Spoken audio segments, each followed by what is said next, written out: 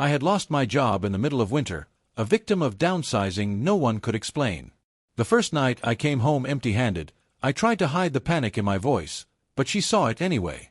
"It's okay," she said lightly, handing me a glass of wine. "We'll get through it." I wanted to believe her. I really did. But in the weeks that followed, the truth revealed itself in subtle, cruel ways. Whispered phone calls when I entered the room. Long, unexplained trips to visit friends. Laughter that wasn't meant for me. I noticed, of course. I couldn't not notice. And then, one evening, I caught her. Not in a vague suspicion, not in a fleeting glance, caught. The texts on her phone, the messages to a name I didn't know, the photos that left no room for misinterpretation. She had cheated. I confronted her. She denied at first, then cried, then tried to convince me it was my fault, that my job loss had changed me, that I was not the man she married anymore. Rage and heartbreak collided inside me, and I realized that no amount of yelling or pleading could fix the damage she had done. I didn't leave right away.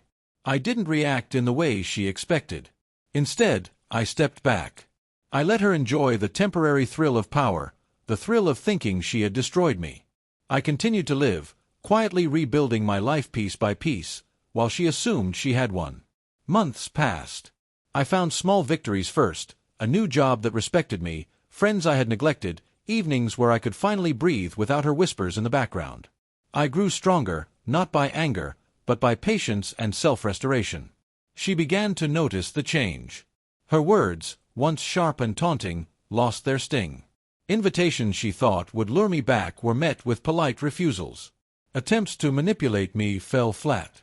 I had become untouchable, not because I was rich, not because I was vengeful, but because I no longer needed her validation. By the time she realized the full measure of what she had lost, it was too late. I had moved forward. I had rebuilt. The man she betrayed was not the same man she thought she could control. She reached out eventually, her messages laced with regret and longing. I read them.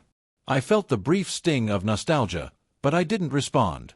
Not because I hated her, not because I wanted revenge, but because I understood something she never would. Real life doesn't bend to excuses or apologies. Actions, not words, define a person. I let her regret it. I let her live with the knowledge that the life she tried to break had not only survived, but thrived. Cheating had been her attempt at power. My inaction, my quiet rebuilding, became my ultimate triumph. She thought she had ruined me. In truth, she had taught me how strong I could be. And I thrived while she was left chasing shadows.